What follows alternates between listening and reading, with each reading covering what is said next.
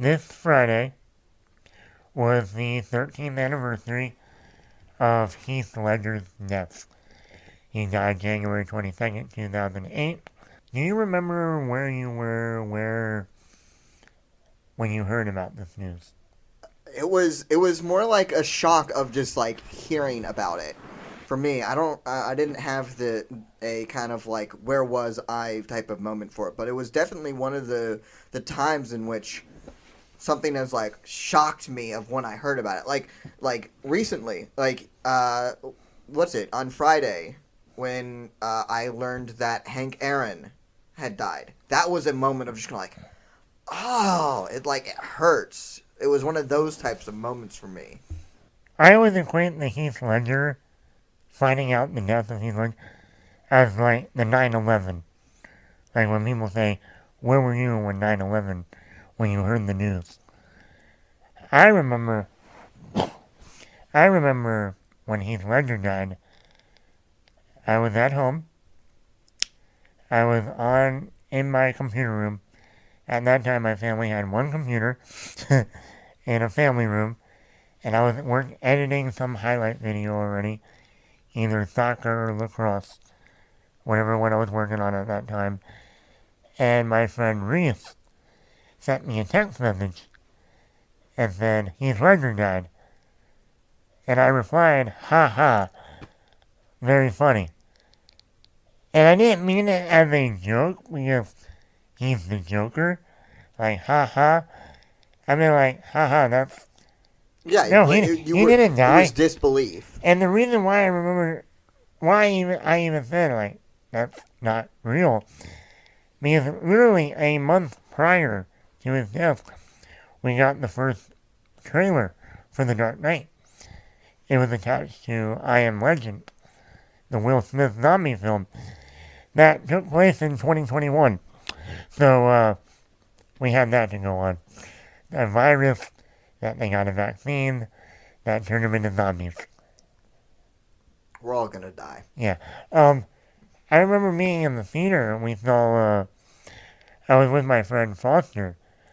It's actually his birthday today, if he was still here. We were seeing I Am Legend, and I for some reason forgot that they were going to put the Dark Knight trailer, attach it to I Am Legend, I mean, it was a Warner Brothers film, and I remember seeing the trailer, and that was our first glimpse at Heath Ledger's Joker, which are the voice, the mannerisms, the walk, the look. Because before that, we just had that still image of him in the jail, with his hands clasped together and him sitting down on the bench with the makeup and everything. And I remember going, okay, this is going to be a performance that's going to change a lot of things. And then a month later, like I said, I get that text message. And like I said, back then, the internet isn't like what it is now. It's not like I can pull out my phone and be like, oh yeah, I had to go on our main desktop computer and really look for this information. Like, this has to be fake. And I guess to me, that was the first time that it kind of hit me. Because he was only 28 years old. I'm like, he's too young to die. What do you mean he's dead? He's only 28 years old. He's about to turn 29 like in April. Um, and I remember hearing an interview with Jake Gyllenhaal, who he worked on with Brokeback Mountain. And Jake Gyllenhaal is the godfather to Heath Ledger's little girl, Matilda. Heath Ledger used to be married to Michelle Williams. At that point, they were already divorced. Um, but he went on and he was talking about how when he heard the news, he was stunned. Not because it was shocking to hear that an actor died. He said it was more shocking because he was like, he stopped and realized, I'm the same age. I'm the same age as Heath. And he's already dead. He's dead at 28. What does that mean for me? It kind of became this like oh yeah, we do die. Doesn't matter how old we are. For me at least, after Ledger died, it became like very. I ended up going back and watching a lot of his movies. And that summer of '08, I even bought two biography books that came out after his death to read about during the summer. And this guy was so. It wasn't just acting for him. He took a lot of photography pictures. He has albums and albums and albums of photos that he took. And not like your typical mommy, daddy, sister, family photos, like artistic, looking stuff that he would want to buy and sell. And I know at the time that he died, before he died, he was looking at directing a movie. Now, I know the movie has already come out. I don't remember the story, but the movie has been made with somebody else directing. But he was a talent that just only started. Um, Besides The Dark Knight, and we'll get into that in a second, are there any other movies that you say that you remember or come to mind? For me, Heath Ledger was still one of the kind of the new actors that we were kind of still learning about. So, The Dark Knight really is that one for me. For me, I was you know more of the actors than I do. I know more of the characters and that stuff. That's kind of where my interest more lies and that stuff. That's why I love comic book movies so much because I know the backstory for all of them because I read them, and so there's that. So for me, this was kind of really his breakout role to me, and it hurt. Like watching The Dark Knight, like it hurt because I knew, like going into the movie, it's like we're never getting more of this. And the Joker as a character has been fundamentally changed because of how amazing his acting was. And it shows you everything else. I mean, if you look at it from, you know, the sense after the Dark Knight, the sense done animated features, or Jared Leto's Joker and stuff like that. Heath Ledger made a permanent impact on the Joker, the way that it's perceived, the way that the grandiose of the character. The Joker was always like a big character and was always one of Batman's like more consistent villains. But other than the Killing Joke storyline, the Joker wasn't like he was big, but he was still like B tier. Like A minus, kind of what it was. He was the consistent good villain for that. But as in terms of the character that has like all the stuff built up around him to face the Batman, you have Hush, the Court of Owls, Ra's al Ghul, Talia al Ghul, all those other characters who were quote unquote bigger threats than the Joker in the comic books. But as soon as Heath Ledger's and his performance came out, it's like all of those who were the biggest bads for Batman, it's like, no, no, no, no, no. The Joker is now the biggest bad for Batman. Well, not even for Batman. If you look at the Joker, or you look at Heath Ledger's performance, if you even go back and watch documentaries on what he did for that role, like, the script is the script. The dialogue in the script is the dialogue. Okay. But if you look at what he did to come up with that performance, from the voice to the walking to the tongue thing, that wasn't in the script. He made that up on his own. I mean, and there's so many other things that he came up with that, Christopher Nolan was like, Oh, okay. Do that. Try that. I mean, yes, the words on the page are the words on the page. Why so serious? Yes, that's in the script. He didn't come up with that on his own. But if you look at just the way he portrays the character and the way like that one scene in the movie where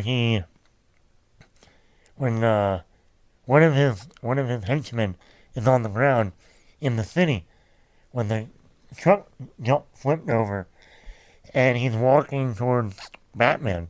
Because Batman's on the ground. And he does that jump. You know how he did that jump? Heath Ledger is a skateboarder on the side. He loved to skateboard.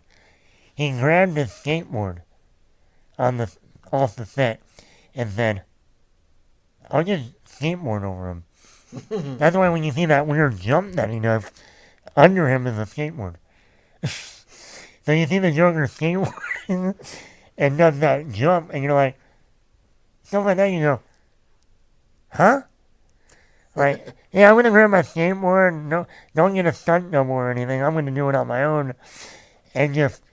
I mean, there are so many other things in that movie that you go, how did you do this? I mean, I'm one of those people that every time I watch that movie, I say to myself, that is not Heath Ledger. Because I've seen all his other movies. That summer, I spent that whole summer watching every Ledger movie that there was, even Brokeback Mountain. And I still watch him in the dark and I go, that's not Heath Ledger. I'm sorry. There is nothing in that performance that says, there he is. The only minute moment is when he does smile and that long, greasy hair. The only moment that I say that's Ledger is from his first movie in the States, 10 Things I Hate About You, where he has the long, greasy hair and he's, you know, goes up against one of the lockers and he has that smile with the toothpick in his mouth. I'm like, okay, that is literally the only moment where I see the Joker in that 2 seconds of you smiling with the long greasy hair. Mm-hmm. That's it. Because the voice is different, the mannerism, everything else is different. And I'm like, that's not Heath Ledger. I'm sorry. Right. This is one of the such an amazing performance in which he was able to divest all that other stuff. Like, okay, I'm gonna make an analogy here. It's like Tom Cruise. You see a Tom Cruise movie, it's Tom Cruise doing this. I don't ever, like, oh yeah, that's this character being played by Tom Cruise. And he's like, no, this is Tom Cruise. They're just calling him a different name, doing other stuff. Like, it's the actor being the actor in the role. Heath Ledger was able to kind of completely, get that out and just going like, no, it is just the character. You are getting just the character. You're not getting my whatever I do in every movie. Like Tom Cruise is running, a 5K in every movie. And yes, you can argue like, and some people might even argue like, well, that's because he's wearing the makeup so you're having a little bit of a distortion. But I argue that now and say, well, in 2019 we had Joaquin Phoenix play the Joker. He won an Oscar, which that also kind of speaks once again. The name Joker has now risen even to the Academy of, this is a character you can take seriously. We're not looking at it as a comic book character. Right. We're looking at a character. Mm-hmm. Like, so now, 2 out of the 4 actors that have played the Joker on the big screen have won Oscars. And Joaquin Phoenix was great as the Joker.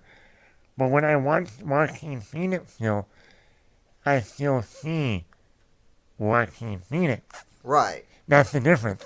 Even with the makeup and everything, I still see Joaquin. I watched The Dark Knight for the 100th millionth time, and I don't see Heath Ledger. Another one, like I said, his first movie in the States, 10 Things I Hate About You. It was a riff on one of the William Shakespeare uh, Taming of the Shrew, I think it was. That's one of my favorites of his. He just brings that cool, badass, dark character. Mm-hmm. And he's funny. He's funny, he's dramatic. He had great chemistry with Julia Stiles. Also, Joseph Gordon-Levitt, a very young Joseph Gordon-Levitt, was in that movie. And I swear to you, you look at Joseph Gordon-Levitt and you look at Heath Ledger, they look very similar now.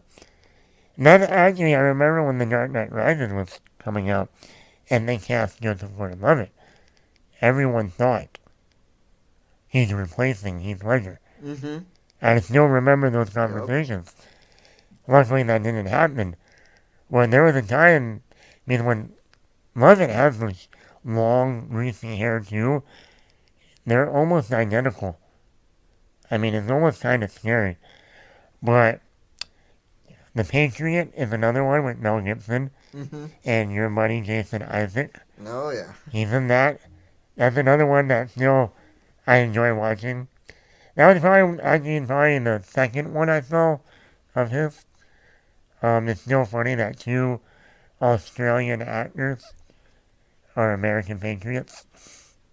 We couldn't find American actors to represent America. Um, but that's what I enjoy going back and watching. That's another one. He had a small role in that, but the other, A Knight's Tale, is Yeah. another one. Mm-hmm. That's a fun one. With Paul Bettany's in that one too, and Mark Addy, who played the father Stark in Game of Thrones, the first season.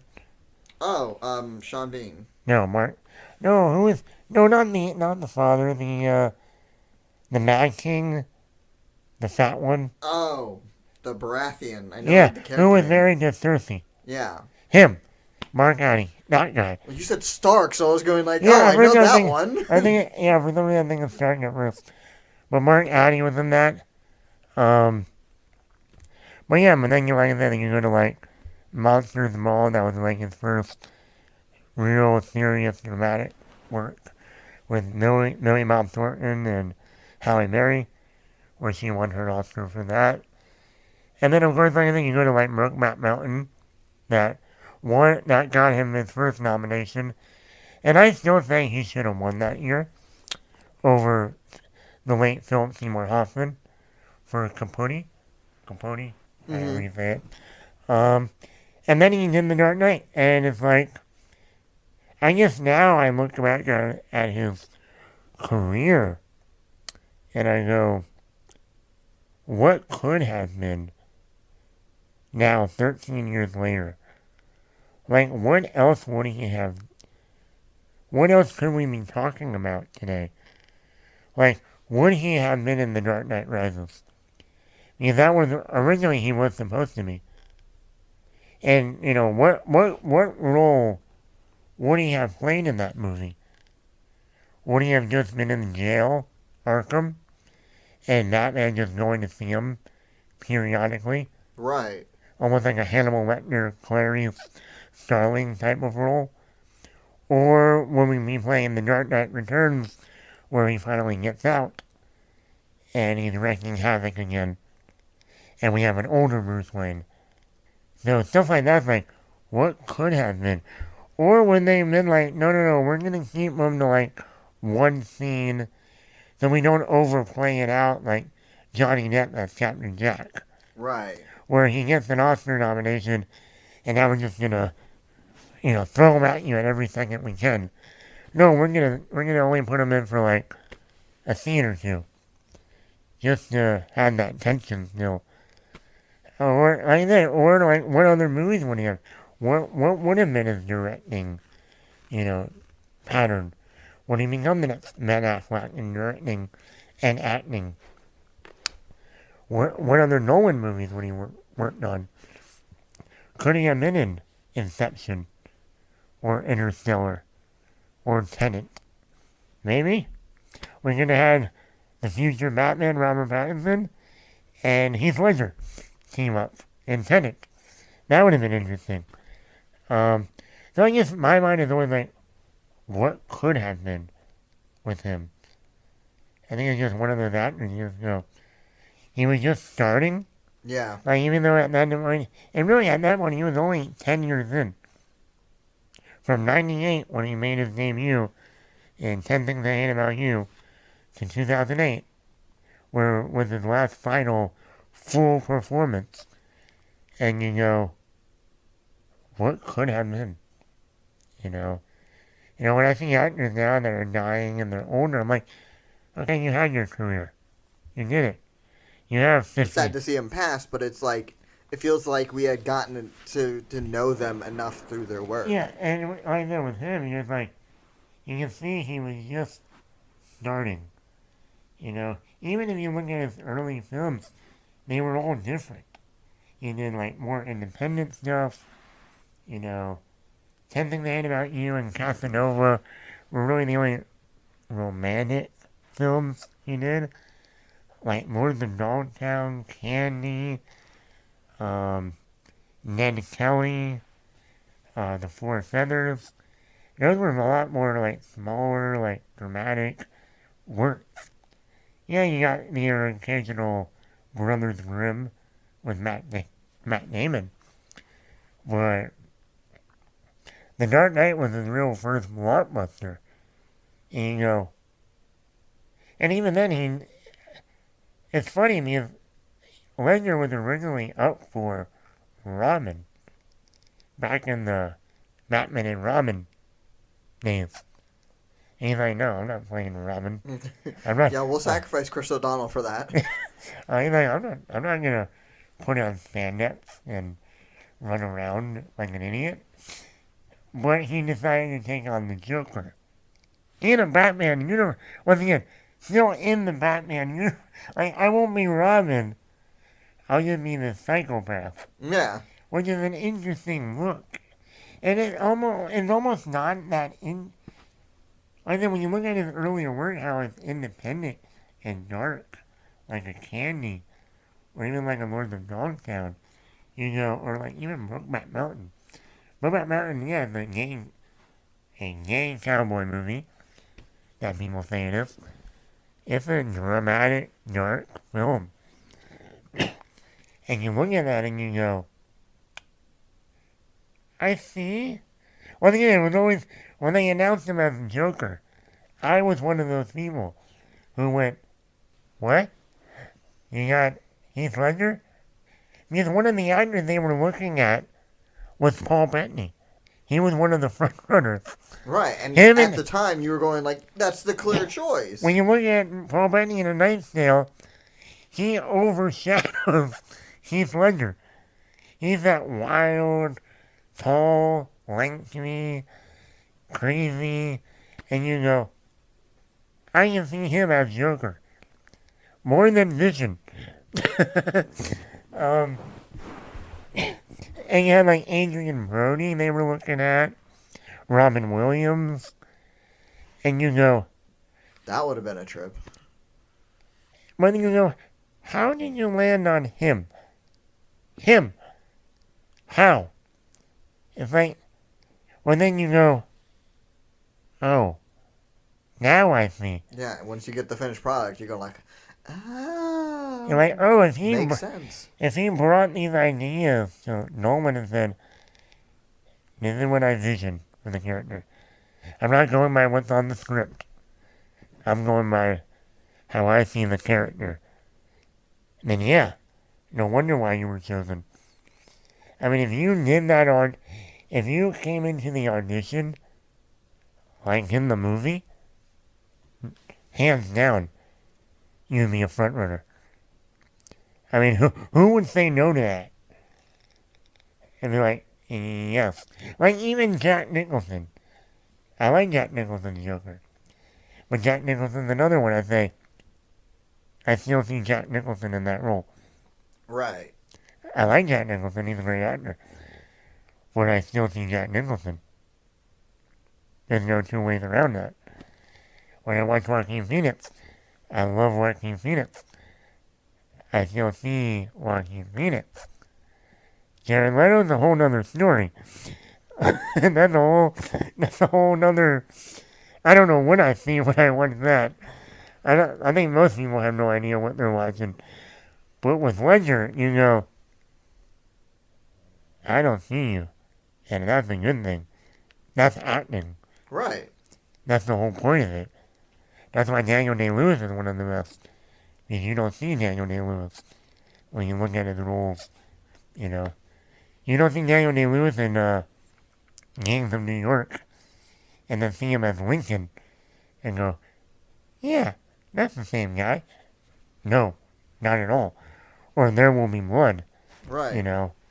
That's and that's where I see someone like a Heath Ledger going.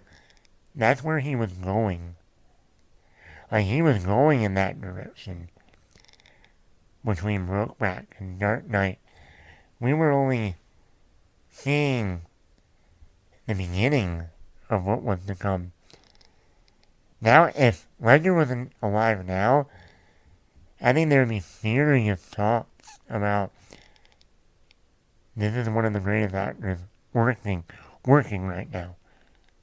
You would put him on that Christian Bale, Daniel Day-Lewis list of, yeah, anything this guy does, Leonardo DiCaprio, you're gonna go see. You know, and it's interesting. It really an interesting thought of where, what other directors would he work with? Would he work more with, Christian Bale? Would he have worked more with, Jake Gyllenhaal, the godfather to his daughter? Stuff like that. Like, and we'll never know. That's one of the things you just go, alternate universe. He returned as Joker. But we'll never know. So, just wanted to bring that up today because, like I said, since his death, I've always been fascinated by Ledger and have read a lot of his biography books on him and watched his movies and always wondered what could have been. And like I said, that was one of those actors that when the news came out just hit me. And it's kind of stayed in that frame of mind ever since. Always remember to hit subscribe wherever you are. Podcast is available wherever you want to get your podcast. If we are not there, let us know, and we will get there. Remember to like our Facebook page, Attack Bat Productions. We're also going to be putting these episodes up on YouTube. Once again, Attack Bat Productions. The website will soon launch. Same thing, Attack Bat Productions. If you feel as if I'm saying Attack Bat Productions too much, well, get used to it because we got to make sure our name sticks in your head. Thanks for listening, everyone.